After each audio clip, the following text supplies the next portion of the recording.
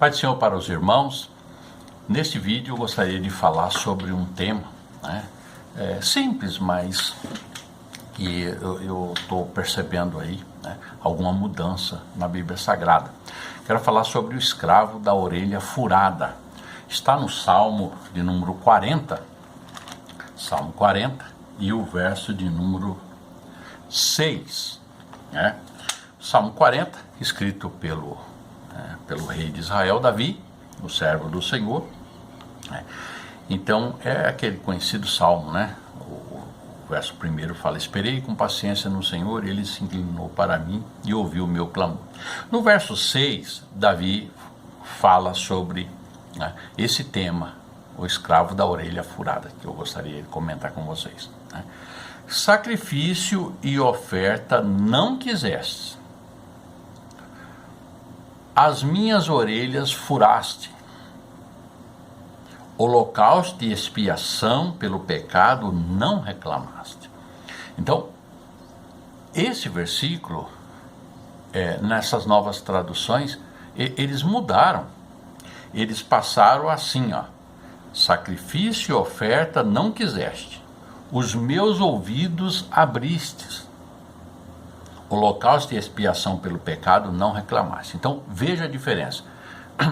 Mudaram agora, os meus ouvidos abristes, quando o original, o correto as traduções mais antigas vocês vão encontrar, as minhas orelhas furastes.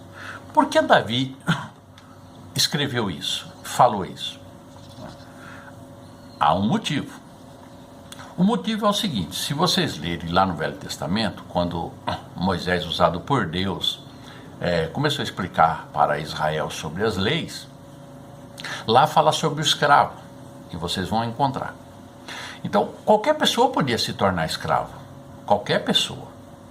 Então, você tinha uma colheita ruim, não chovia, e você entrava em dívidas, e você entregava tudo que você tinha para pagar a dívida, e você não conseguia pagar a dívida ainda ficava de pé. Naquele tempo, o que acontece? Você se tornava escravo por isso. Tanto é que vocês podem ver em Reis, que aquela serva de Deus, aquela mulher, clamou a Eliseu porque os credores iam levar os seus 2 filhos como escravo. Então, qualquer pessoa podia se tornar escravo, não era só, por exemplo, que nós conhecemos da escravidão, e quando falamos de escravidão, pensa só as pessoas de cor, os negros, também, mas nesse tempo aqui era qualquer um, branco, qualquer um que entrasse em dívida e os seus bens não desse para pagar a dívida, ele se tornava escravo. Está lá no Velho Testamento, Moisés explicando. Então existia a lei do escravo. Então, dependendo, vamos supor que o camarada entregava tudo que ele tinha para pagar a dívida, ficava um X de dívida e, vamos supor, ele teria que servir ao senhor dele por 10 anos para pagar a dívida, 7 anos, um tempo. E aí o que acontece? Quando chegava no final daquele tempo, ele era alforriado, automático. Não pagou a dívida, ele não é mais escravo, ele saía escravo. Então, isso era normal, isso acontecia, é a lei. Então, o que acontece? No final, vamos supor, de 10 anos, o camarada tinha perdido tudo, tinha perdido sua terra, tinha perdido sua família, tinha perdido tudo, por causa da dívida. Tinha trabalhado 10 anos para pagar o que devia, agora ele não devia nada, ele era um homem livre. Mas o que acontece? Ele pensava o seguinte: nossa, onde eu vou? Como é que eu vou começar? Não tenho terra, não tenho nada. E ele ficava: para onde eu vou? Ficava desesperado. Então, tinha muitos casos em que aquele camarada, escravo, tinha sido muito bem tratado na casa de seu senhor.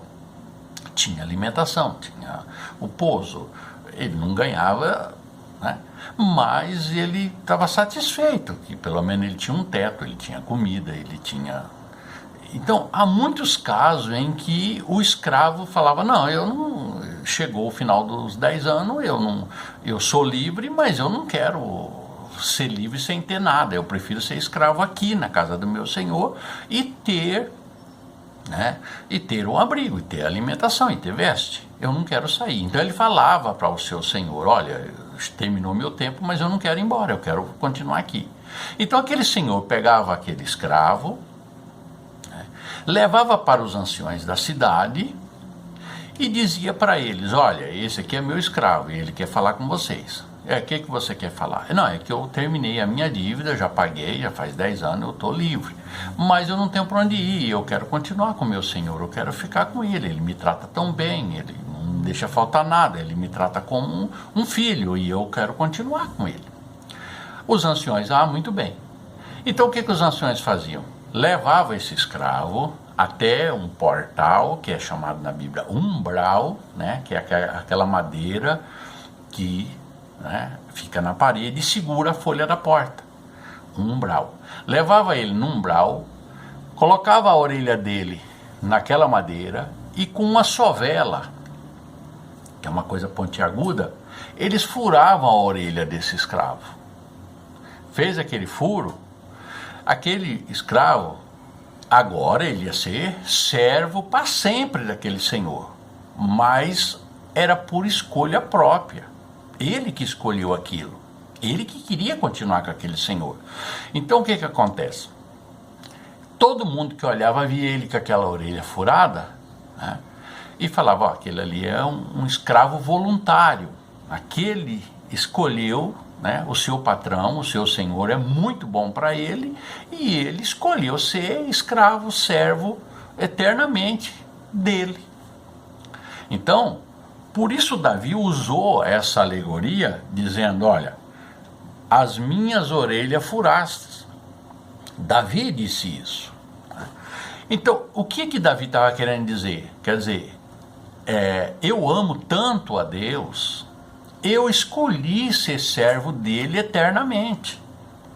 E ele me pôs uma marca, a minha orelha furaste. Qual é essa marca, né, nos dias de hoje? A marca é o Espírito Santo. Então, o que Davi estava querendo dizer? Não, eu sou servo de Deus e eu amo a Deus, o meu Senhor, e ele me trata muito bem, ele cuida de mim e eu quero ser eternamente escravo dele. É isso que Davi quis dizer aqui em Salmo 40, verso 6. A minha orelha furaste, né? Mas alguns aí, né, que estão imprimindo a Bíblia, né, se acharam no direito, porque eles não entendem essas passagens bíblicas. Em vez de estudar, eles não estudam, eles não procuram entendimento de Deus das coisas, né? A história da época, eles não procuram entender o que está escrito, eles acham mais fácil mudar um versículo da Bíblia, né? E mudaram para, né, os meus ouvidos abriste. Não tem nada a ver uma coisa com a outra. E estão fazendo isso com muito versículo da Bíblia, né? Então, você que é cristão, presta bem atenção nessas passagens bíblicas, né? Aqui eu estou com a Bíblia que está mudada, ó. Está aqui, ó: os meus ouvidos abristes, né? Mas eu tenho a tradução mais antiga, né, original, que diz: as minhas orelhas furastes. Agora, aí eu não entendo esse versículo, pega e mudo. Peraí, não entendeu, vai buscar Deus, né? Você não é obrigado a saber de tudo da Bíblia, né? Ninguém é obrigado a saber tudo. Se você leu uma passagem e não entendeu, eu não entendi, seja pelo menos humilde, né? Não, eu não entendi. Não entendeu, não entendeu. Mas busca Deus, pede entendimento, né? Não, agora eu não entendo um versículo, eu pego e mudo e passo a vender a Bíblia por aí, faltando um versículo. Mas você não sabe que está escrito lá em Apocalipse que não é para mudar a Bíblia, não é para tirar nenhum J nem o tio, não é para aumentar. Não, mas é a tradução moderna. Mas peraí, moderna e mudando os versículos da Bíblia? Peraí, você sabe, lá em Apocalipse está falando, haverá uma cobrança por aqueles que mudam a palavra de Deus, por aqueles que aumentam, por aqueles que diminuem, né? Eu não sou professor de português, eu sou um leigo, mas quem é professor de português sabe, dependendo da colocação de uma vírgula, muda todo o sentido de uma frase, né? Então não se pode mudar nem uma vírgula, porque pode mudar o sentido da coisa. Então mudando o versículo, tirando, né, e pondo segundo o seu entendimento, Não, é para traduzir a Bíblia, pegar a tradução e imprimir e vender, que é a palavra de Deus, vender, dar, né? Você que vive disso e vende Bíblia, a sociedade bíblica tem a obrigação de, né? Ela está vendendo, ela está ganhando, aí não tem o direito de ficar tirando o versículo da Bíblia, isso aí está totalmente errado, né? E nós que temos que ficar atentos, né? Principalmente dessas novas traduções, inclusive o irmão mandou para mim no WhatsApp, saiu uma tradução aí nova, né, que é a chamada Bíblia LGBT. Todos os versículos, né, que condenam essa prática, esse uso que não é natural, né, estão tirando todo esse versículo. Quer dizer, a Bíblia agora tem que se adequar ao homem, não é o homem se adequar à Bíblia. Ah, mas então nós vamos ser homofóbico, perseguir os homossexuais. Gente, em momento nenhum o cristão demonstra ódio ou aversão a alguém que não é igual a ele, né? Pelo contrário, né? Deus ama o pecador, Deus só não ama o pecado. Então é fácil, a pessoa deixa o pecado. A pessoa é ladrão, nenhuma sociedade gosta de ladrão, mas ele se arrepende, deixou de ser ladrão, ele é inserido na sociedade e pronto, né? Então, esse negócio, o cristão tem ódio no coração. Peraí, se a Bíblia está falando que é errado agir assim, e a gente fala, olha meu amigo, esse não é o caminho, você está fazendo errado. O problema não é do cristão, o problema é seu, né? Você está fazendo errado, você está sendo alertado, você quer continuar fazendo errado, isso é um problema particular seu. Agora, quando surgir consequências e você, né, sofrer um dano por aquilo que você fez, não vai reclamar, não é o cristão que é culpado. Por exemplo, eu tive um amigo que ele bebeu a vida inteira. Aos 52 anos e meio, ele foi ao médico, ele já era um alcoólatra, era meu amigo. Eu sou um cristão e ele não era, e nós éramos amigos. E ele foi ao médico, já estava muito ruim, debilitado, né, tremendo. A esposa dele levou ao médico, o médico disse, olha, seu Benedito, o senhor quer viver mais 20 anos? Quero, doutor. Então deixa de beber, deixa a pinga. Se o senhor fizer isso, o senhor vai viver mais 20 anos. Agora, se o senhor continuar, eu, como médico, eu vou dizer para o senhor não vai viver mais 6 meses. E de fato foi mesmo, ele não parou de beber, com 5 meses ele foi. Partiu para a eternidade. Agora, a culpa dele ter morrido foi do médico? Não. O médico foi ruim de alertar ele sobre aquilo? Não. É a mesma coisa o cristão. Então, se o cristão fala para você, olha, o que você está fazendo não é bom, isso aí vai trazer um resultado mau, é para você mesmo, né?